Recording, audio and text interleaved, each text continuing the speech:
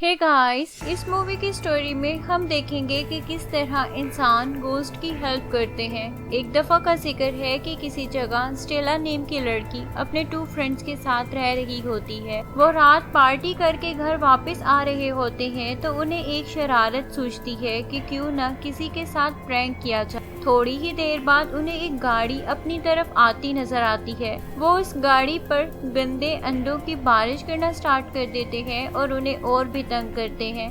गाड़ी वाले लड़कों को गुस्सा आ जाता है और वो इनका पीछा करने लगते हैं। स्टेला और उसके दोस्त वहां से भागते हैं और एक गाड़ी में छुप जाते हैं। वो गाड़ी एक रेमन नेम के लड़के की होती है जो अपनी कार के अंदर ही मौजूद होता है।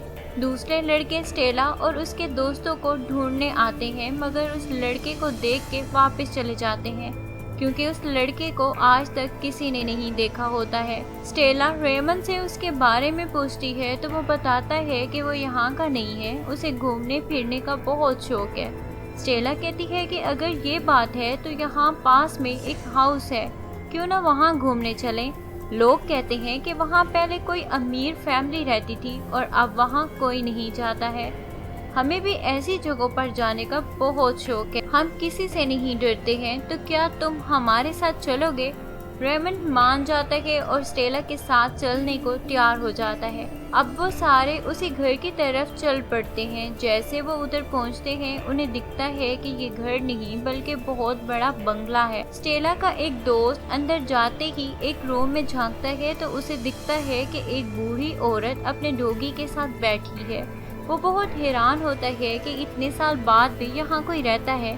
उसे जल्दी रियलाइज हो जाता है कि ये बूढ़ी औरत नहीं बल्कि कोई गोस्ट है। स्टेला उस जगह को एक्सप्लोर कर रही होती है तो उसे एक अजीब चीज मिलती है जिससे उन्हें पता चलता है कि ये रूम सारा नेम की गर्ल का है जो स्टोरीज राइट करती थी। और खौफनाक बात ये कि वो बहुत से बच्चों को स्टोरी सुनाने के लिए इकट्ठा करती थी और फिर आखिर पर उनको मार के उनके ब्लड से स्टोरी लिखा करती थी, जो कि आज तक शायद किसी ने ना किया होगा। और उसकी लिखी सारी बुक्स जहाँ पढ़ी थी वो मोस्टली हॉरर स्टोरीज थी जो सारा ने खुद लिखी थी। थोड़ी ही देर बाद वो लड़का भी आ जाता है जिसे स्टेला और उसके दोस्तों ने तंग किया था। उसके साथ उसकी फ्रेंड भी होती है। वो सबको इसी घर में बंद कर देता है। जब उसकी दोस्त कहती है कि ये तुम क्या कर रही हो तो वो गुस्से में आके अपनी दोस्त को भी बंद कर देता है और वहाँ से चला जाता है। थोड़ी ही देर होती है तो वो सब डरने लगते हैं और डोर जोर जोर से तोड़ने लगते हैं कि शायद उनकी हेल्प करने कोई आ जाए, मगर उधर कोई भी नहीं आता है। और जब वो थक हार जाते हैं तो दरवाज़ा खुद ब खुद खुल जाता है जैसे किसी गोश्त ने उनकी हेल्प की हो। स्टेला सारा की स्टोरी वाली बुक्स भी वहाँ से ले आती है और वो सब लोग अपने अपने घरों में वापस चले जाते हैं। घर आके जब स्टेला सारा की हॉरर स्टोरी रीड करने लगती है तो वो देखती है कि जिस ब्लड से वो स्टोरी लिखी हुई है वो अभी भी फ्रेश है, जैसे अभी अभी किसी ने स्टोरी लिखी हो। और उसमें उसी बॉय का जिक्र था जो उन्हें उस घर में बंद कर गया था।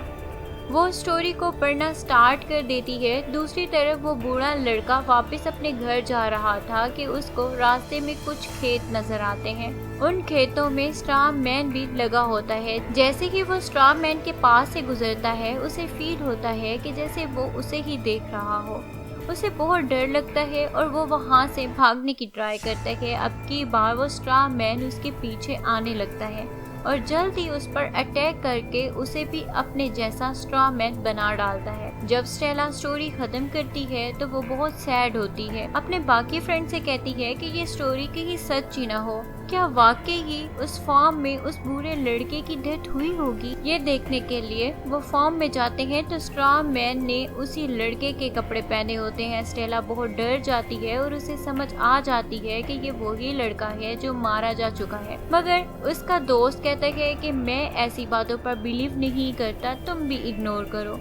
मगर जब वो दोबारा घर आते हैं तो उसके एक और दोस्त की स्टोरी खुद ब खुद लिखना स्टार्ट हो जाती है। वो उस बुक के सफ़े पढ़ना स्टार्ट कर देती है मगर स्टोरी ऑटोमेटिकली लिखी जा रही होती है। वो स्टोरी सभी पढ़ लेती है और अपने दोस्त को कॉल करती है कि फ्रिज में जो सूप पड़ा है उसको हाथ भी मत लगाना।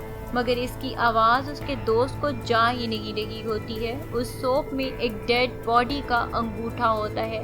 स्टेला मना करती रहती है मगर वो सूप पी जाता है और अंगूठा भी साथ ही खा जाता है। उसी वक्त वहाँ पर एक डेड बॉडी आ जाती है और कहती है कि मेरा अंगूठा वापस करो, और स्टेला के दोस्त को घसीट के वहाँ से ले जाती है। स्टेला अपने फ्रेंड के साथ फौरन उसके घर आती है, उसे ढूंढती है मगर वो कहीं भी नहीं मिलता है। नाखून के निशान देख के उन्हें पता चल जाता है कि इस लड़के की भी डेथ हो गई है। अब वो बहुत डर जाते हैं और स्टोरी बुक को डिस्ट्रॉय करने का सोचते हैं, क्योंकि उस बुक की सभी स्टोरी सच हो रही होती हैं।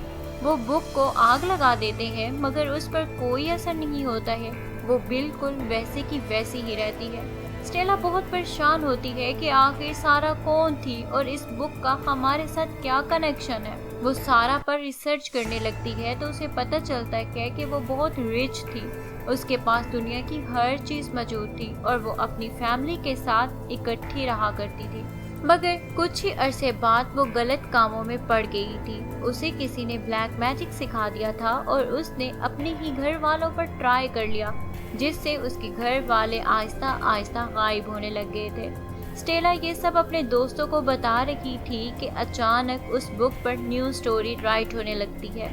ये स्टेला की दोस्त की बहन की थी। वो उसे बताने के लिए घर से भागते हैं, मगर दूसरी तरफ उस लड़की की चिक्स पर एक स्पाइडर काट चुका होता है। उसके काटने से उसकी गाल पर एक पिंपल बन चुका होता है और थोड़ी ही देर बाद उसमें से स्पाइडर निकलने लगता है, जिससे वो बहुत खौफजदा हो जाती है। स्टेला और उसके फ्रेंड फौरन वहां पहुंच जाते हैं और उसे हॉस्पिटल पहुंचा देते हैं। वहां फिर वो लोग अगेन से सारा के बारे में पूछते हैं कि आपके रिकॉर्ड में उसकी कोई फाइल्स हैं क्या। वहाँ की एक स्टाफ मेंबर उन्हें एक रूम में जाने का कहती है जहाँ सारा के कुछ रिकॉर्ड्स पड़े होते हैं। वो जब उस रूम में जाने लगते हैं तो उनमें से एक दोस्त डरने लगता है कि मैं यहाँ नहीं जाऊँगा। मैंने ड्रीम देखा था कि जिसमें एक फैट लेडी मुझे यहाँ जाने से मना कर रही होती है। अब उनमें से स्टेला का एक दोस्त बाहर रह जाता है और बाकी लोग अंदर चले जाते हैं। जैसे कि वो लोग अंदर जाते हैं, हॉस्पिटल की सारी लाइट्स रेड हो जाती है और सच में वहाँ एक फैट लेडी आ जाती है जो स्टेला के दोस्त पर अटैक कर देती है। वो बहुत भयानक होती है और स्टेला के दोस्त को अपने पेट के अंदर ले जाती है। रूम के अंदर स्टेला को एक रिकॉर्डिंग मिलती है जो सारा और उसके भाई की कन्वर्सेशन थी। सारा को उसका भाई मार रहा होता है और कह रहा होता है कि बोलो सब बच्चे तुमने ही कत्ल किए। सारा कहती है कि वो आपकी फैक्ट्री के गंदे पानी से मरे हैं, मैंने कुछ नहीं किया।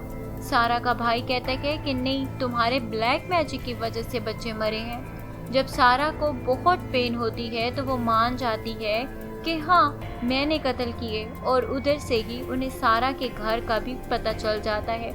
जब ये रिकॉर्डिंग खत्म होती है तो स्टेला के दोस्त के मरने की स्टोरी लिखी जा चुकी होती है।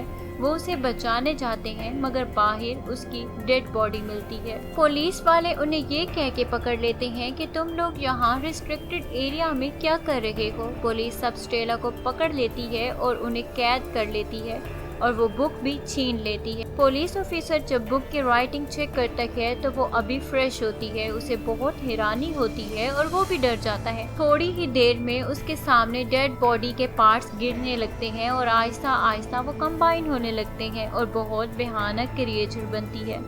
पुलिस ऑफिसर बहुत डर जाता है मगर वो भयानक क्रिएचर फौरन ही पुलिस ऑफिसर का काम तमाम कर देती है। अब वो स्टेला और रेमंड को मारने के लिए बढ़ती है मगर वो दोनों किसी तरह की लेके वहाँ से भाग निकलते हैं। रोमन स्टेला को कहते हैं कि तुम सारा का घर ढूंढो और वहाँ जाओ, शायद कोई क्लू मिले। मैं इतने तक इस क्रिएचर का ध्यान बटाता हूँ। रोमन उस क्रिएचर को अटैक करने से रोक रहा होता है और स्टेला सारा के घर पहुँच जाती है। जैसे ही वो वहाँ पहुँचती है टाइम रिवर्स हो जाता है और स्टेला अब सारा बन चुकी थी। वो देखती है कि सारा के तमाम फैमिली मेंबर जिंदा हैं और सारा पर बहुत जुल्म करते हैं। वो स्टेला को सारा समझ के एक तय खाने में बंद कर देते हैं और डोर लॉक करके वहाँ से चले जाते हैं। स्टेला बहुत रो रही होती है और तब भी वो फील करती है जैसे उसके पीछे कोई है। वो असल में सारा की सोल होती है जो उससे कुछ कहना चाह रही होती है। स्टेला समझ जाती है कि उसकी सोल आज़ाद होना चाहती है। वो सारा को कहती है कि अब तक सब यही समझ रहे थे कि तुम ही बच्चों की कातिल हो। मैं भी यही समझ रही थी, मगर फिक्र ना करो, मैं तुम्हारी असल स्टोरी पूरी दुनिया के सामने ज़रूर लाऊंगी। तब सारा स्टेला को एक पेन देती है और कहती है कि अपने ब्लड को इंक के तौर पर यूज़ करो और न्यू स्टोरी लिखना स्टार्ट कर दो। स्टेला ऐसे ही करती है। दूसरी तरफ रायमंड के ऊपर वही गोस्ट बार बार अटैक कर रहा होता है। रायमंड मुश्किल से अपनी जगह बचा पा रहा होता है। आखिर में वो स्टेला के पास किसी न किसी तरह पहुंच ही जाता है। गोस्ट भी उसके पीछे पीछे ही होता है और उसको मारने ही वाला होता है कि सारा की सोल आज़ाद हो जाती है। उसके आज़ाद होते ही गोस्ट भी अजीब हो जाता है, क्योंकि वो सारा की वजह से ही एग्जिस्ट कर रहा था और उसका ही लिखा हुआ करेक्टर था। रायमंड और स्टेला बहुत खुश होते हैं कि वो अभी भी जिंदा है। घर आके स्टेला वादे के मुताबिक सारा की सारी स्टोरी लिखती है और वो सब कुछ लिखती है कि किस तरह सारा बेकसूर थी और उस पर जुल्म किया गया। सच्चाई लिख के वो ये बुक हर जगह डिस्ट्रीब्यूट कर देती है। उसको ये सब कुछ करके बहुत ज़्यादा सुकून मिल रहा था। दूसरी तरफ रायमंड आर्मी ज्वाइन कर लेता है, क्योंकि वो चाहता था जिस तरह स्टेला ने लोगों की हेल्प की, मैं भी अपनी कंट्री के लोगों की ऐसे ही हेल्प करूँगा। और फिर स्टेला अपनी बाकी की लाइफ अपने फ्रेंड से हंसी खुशी बसर करने लगती है। तो गाइस, ये थी इस मूवी की स्टोरी। आई होप कि आप लोगों ने एंजॉय किया होगा। तो मैं आप लोगों से मिलती हूँ अपने आने वाले नेक्स्ट वीडियोस के साथ। तो तब तक के लिए बाय गाइस।